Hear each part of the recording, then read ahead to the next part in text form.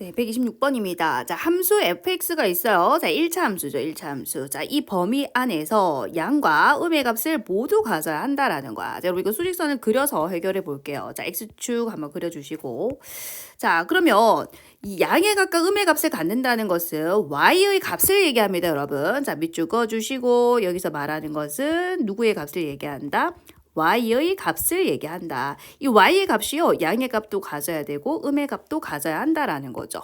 자, 우리 수직선으로 얘기했을 때 우리 이 x축을 다른 말로 뭐라고 얘기하죠? 자, 얘는 y는 0이라고 얘기하지. 자, 이 윗부분이 0보다 큰 쪽이고요, 아래쪽이 0보다 작은 쪽이 되는 거예요.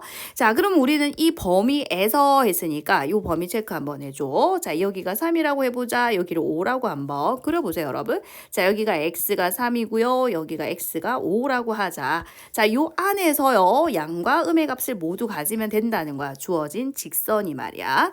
자, 그래서 주어진 직선을 한번 그려볼 거거든요. 자, 만약에 얘들아 이렇게 생겼다라고 해볼까요? 자, 그럼 여기서부터 여기까지가 다 어디에 있어요? 위쪽에 있죠. x축의 위쪽에 있다, 그지? 그럼 이때는 다 양의 값을 갖는 거야. 자, 그럼 만약에 요렇게 되면 어떨까요? 요런 식으로 되면은, 자, 이때는 음의 값이고, 자, 아래쪽이 음의 값이야. 이제 위쪽은 양의 값이 되겠죠.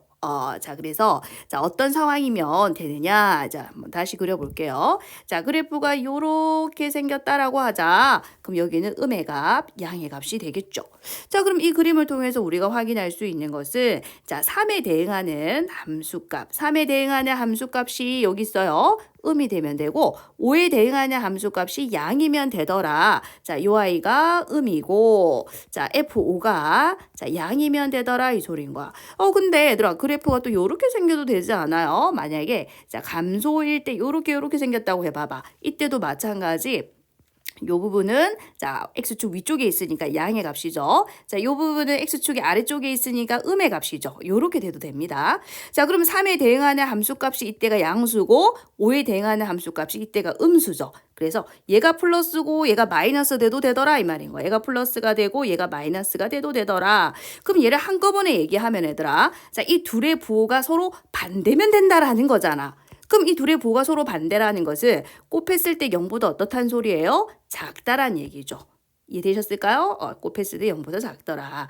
자, 그럼 우리가 이제 자, 대입을 해볼 겁니다. F3은요. 자, X에 3을 대입하면 되니까요. 자, 얘는 3m-15가 될 거고, F5는 5m-15 이렇게 되겠죠.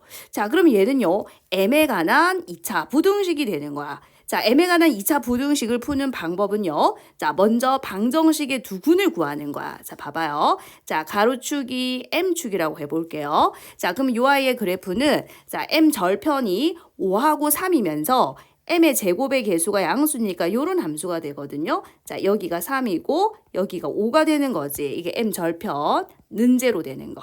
자, 그럼 여기서 5 나오죠? 자, 얘가 0 되면 x값은 뭐 나와요? 3 나오죠. 여기서 5 나오고 3이 나오죠. 네, 절편이 3하고 5더라라는 거야. 자, 그러면 요 함수값이 이걸 또 새로운 함수라고 생각해봐라. 자, 0보다 작은 쪽이니까 요 부분을 얘기한다, 이 소리인 거야. 요 부분. 자, 그래서 우리는 2차 부등식 푸는 방법을 알려드리려고 합니다. 자, 첫 번째는요, 방정식의 두근을 구해라. 자, 방정식의 자, 두근을 구해주시면은요, 자, 3하고 5라는 거 확인이 되시죠. 자, 그런데 얘들아, 부등호의 방향을 한번 봐보세요. 자, 부등호의 방향이 이렇게 생겼어요. 자, 두 번째 우리가 봐야 되는 것은 부등호의 방향인데요. 자, 부등호가 만약에 이렇게 생겼어요. 자, 그럼 뭐가 되느냐? 두근 사이 이렇게 기억해 주시면 돼요. 만약에 부등호의 방향이 이렇게 생겼어. 자, 이렇게 생겼으면은요. 자, 두근의 가장자리다. 이렇게 기억할 수 있을까요? 자, 왜냐? 자, 이렇게 0보다 크다라는 것은 자, 요쪽하고 요쪽을 얘기하거든요. 그래서 자, 3보다 작은 쪽, 5보다 큰 쪽이 되죠. 그래서 두근의 가장, 두근 3하고 5의 가장자리가 된다, 이 말인 거야.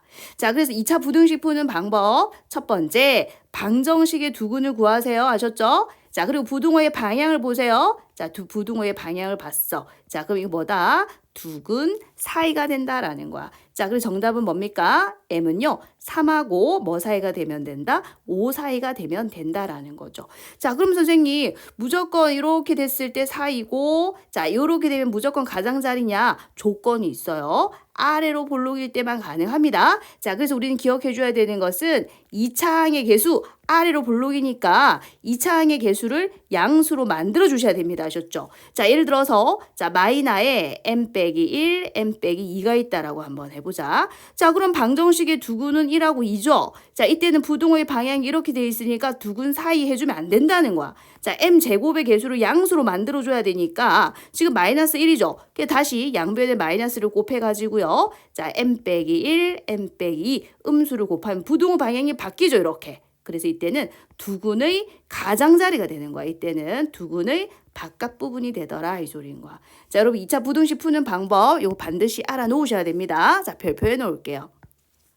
자, 2차 부등식을 푸는 방법, 예, 별표를 해 놓으세요. 자, 첫 번째 어떻게? 자, 두근을 구해라. 그리고 부등호의 방향이 이렇게 생겼으면 두근 사이. 자, 부등호의 방향이 이렇게 생겼으면 가장자리라고 외울 수 있겠죠? 자, 전제 조건은 뭐다? 2차항의 개수가 양수일 때 항상 2차항의 개수를 양수로 만드는 거 습관을 들이셔야 됩니다.